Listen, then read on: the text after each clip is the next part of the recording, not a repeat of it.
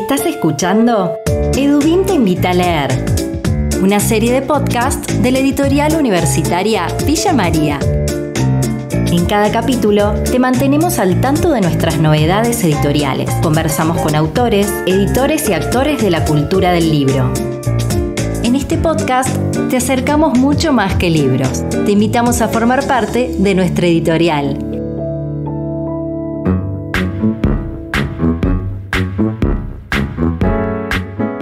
Un nuevo episodio de Edubim te invita a leer llega en marzo. En esta tercera temporada seguimos compartiendo lanzamientos, novedades y conversaciones con autores. En este segundo episodio de Edubim te invita a leer, nos vamos a detener en una fecha muy significativa e importante, el 24 de marzo, Día de la Memoria por la Verdad y la Justicia. La producción de conocimiento en torno a los derechos humanos y a la memoria tiene un lugar predominante, principalmente en la colección Poliedros. Algunos títulos que recorren esta temática son Arderá la Memoria, un libro compilado por Natalia Magrín y Jorge Foa Torres, El lugar del testigo, de Nora Strejilevich, Filosofía de la incomunicación, de Fernando Reati y Paula Simón, En lucha con el pasado, de Saskia van Drunen, Los juicios por testigos, de Rosario Figari Layuz, entre otros. Estás escuchando Edubim te invita a leer. Expandiendo el horizonte sobre la temática, la novedad editorial de este mes es Derivas de la sangre, performatividades discursivas en Abuelas de Plaza de Mayo, de María Marta Quintana. La autora es doctora en filosofía por la Universidad de Buenos Aires e investigadora adjunta del CONICET.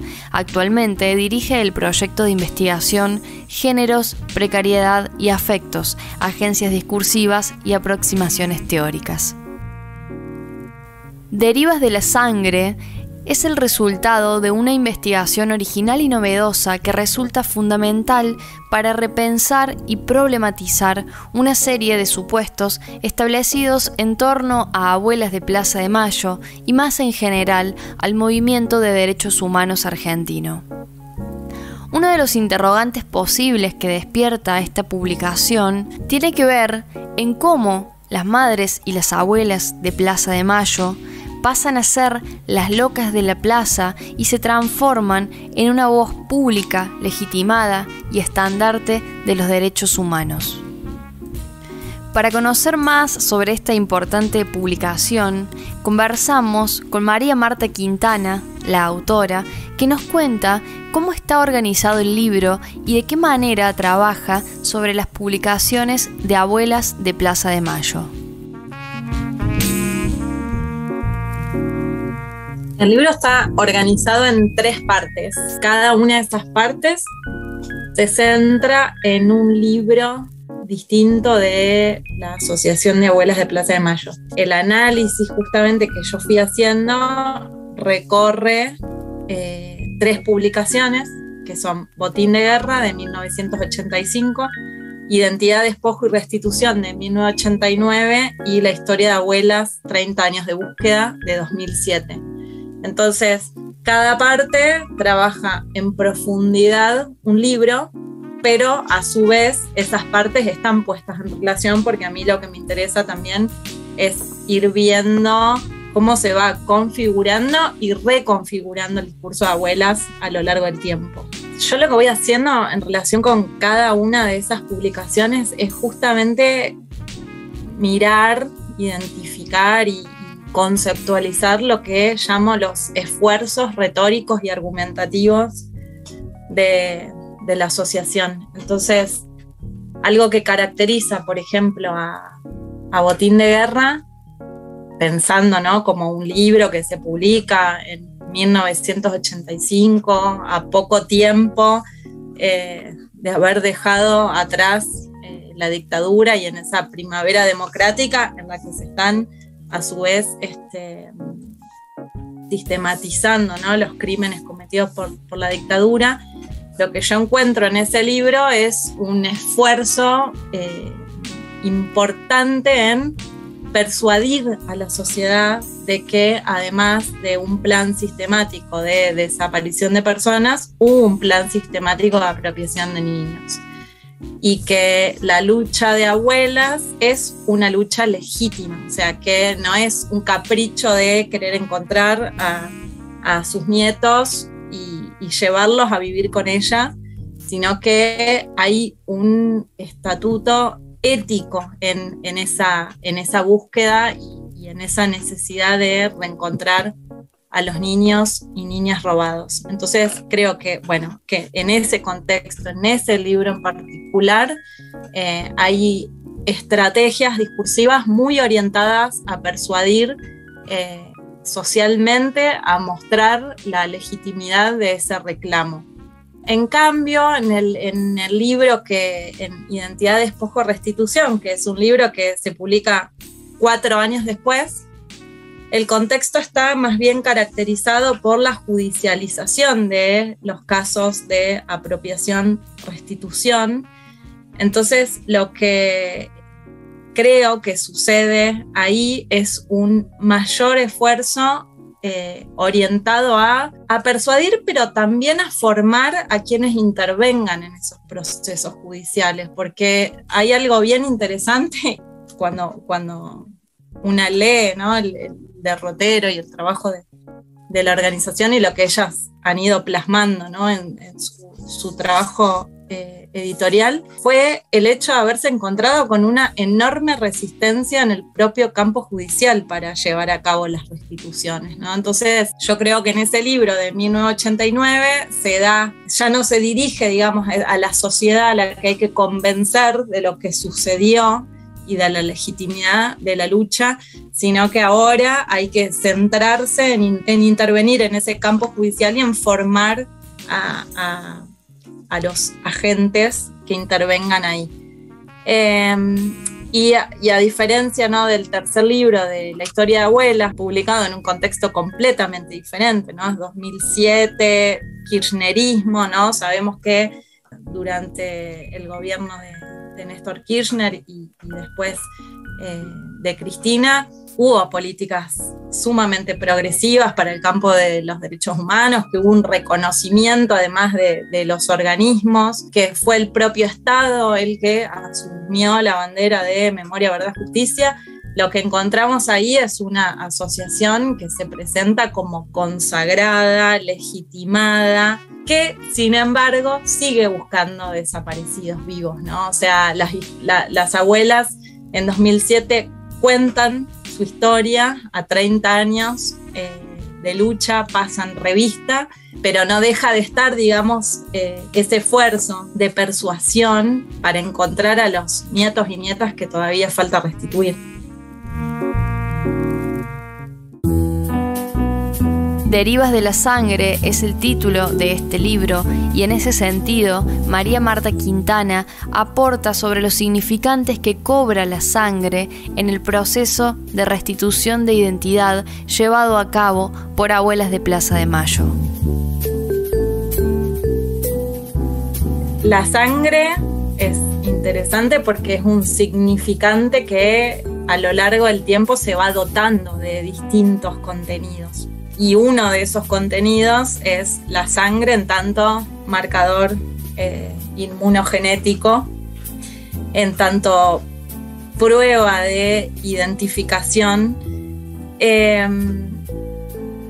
en relación con lo que decías de esa alianza virtuosa que se produce entre la lucha de abuelas y la ciencia, creo que es uno de los casos más interesantes a nivel mundial en ese sentido, ¿no? Un movimiento social, una lucha específica que surge como resultado o como efecto de una violación a los derechos humanos, generando, ¿no?, una presión sobre los saberes científicos disponibles, ¿no?, para poner a la ciencia en función de la localización y la identificación fehaciente de los nietos, ¿no? Porque las abuelas han sido muy cuidadosas en no cometer ningún tipo de arbitrariedad, ¿no? Decir, bueno, me parece que este es mi nieto o mi nieta, me lo llevo a mi casa. No, las abuelas han involucrado al Estado, lo cual marca una diferencia tajante, crucial entre la práctica de apropiación y el estatuto, como decíamos antes, ético de la restitución, ¿no? O sea, el Estado tiene que intervenir, la ciencia ofrece una herramienta clave para identificar a una misma persona que con el paso del tiempo se ha modificado, ha cambiado en sus rasgos, o que directamente, en el caso de bebés nacidos en cautiverio, ni siquiera ellas sabían qué cara podían tener esos niños y niñas. Entonces, bueno, me parece eso, que hay una alianza que es emblema a nivel internacional y que también le ha dado la oportunidad a una ciencia como la genética de reivindicarse, ¿no? Porque era una ciencia que tenía bastante mala prensa después de los crímenes del nazismo. Por último, María Marta Quintana nos cuenta cómo se siente con esta publicación y reflexiona sobre la importancia de aportar a la búsqueda de nietos y nietas. Súper contenta con el lanzamiento, con la publicación del libro, que justo se produzca también en este mes en el que se congregan dos fechas, ¿no? El 8M y el 24 de marzo. Creo que no podemos pensar las luchas feministas sin el legado de las abuelas y de las madres de Plaza de Mayo, y tampoco podemos olvidar cada 24 de marzo que todavía faltan nietos y nietas desaparecidas. Ojalá que este libro sea un aporte también en esa dirección, ¿no? de la conciencia social. Una cuestión que a mí me gusta remarcar mucho en relación con la labor de abuelas. Cada vez que hay alguna restitución, ¿no? Se celebra públicamente la idea de que la sangre tarde o temprano se impone, ¿no? O sea, que tarde o temprano esa verdad va a llevar a que se produzca el reencuentro entre los nietos y sus abuelas. Y yo creo, y esto es lo que me gusta remarcar, que la sangre tarde o temprano se impone si quienes tienen datos para aportar hablan. O sea, la sangre se impone cuando los terceros aportan información. Eso me parece central. ¿Estás escuchando? Edubim te invita a leer.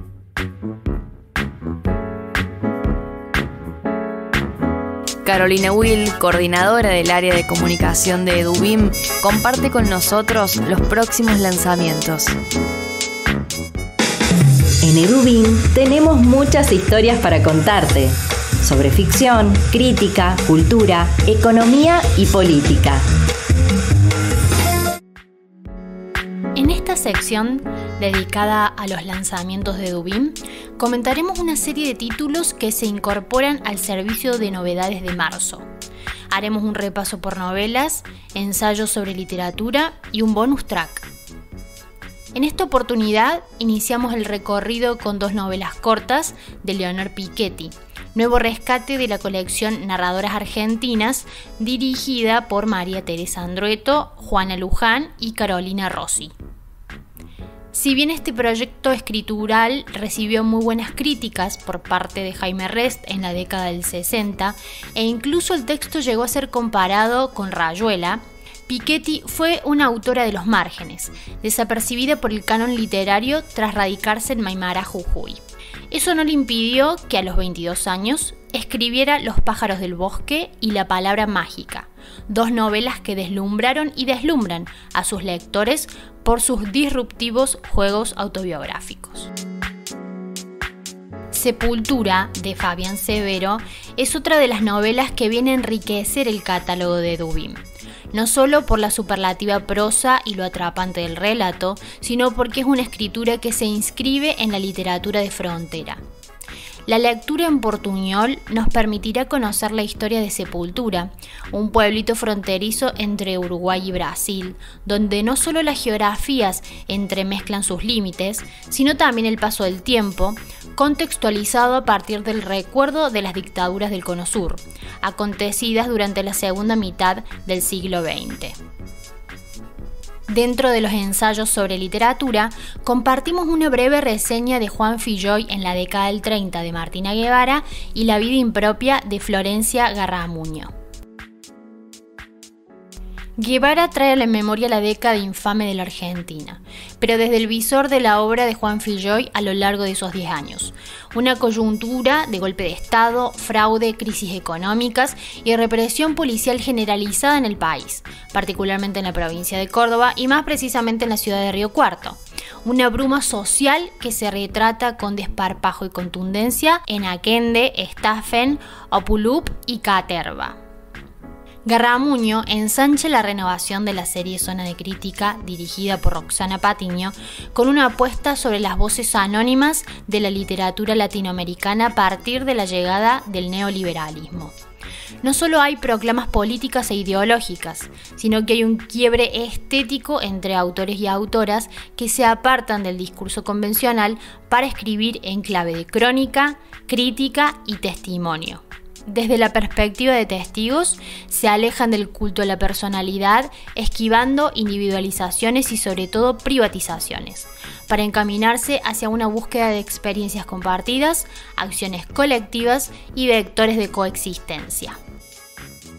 Por último, como bonus track, presentamos Realatos, de Carlos Saccheto, un compendio de acontecimientos elaborados sin la urgencia de la noticia, pero con un fiel compromiso con el periodismo, la comunicación y la historia.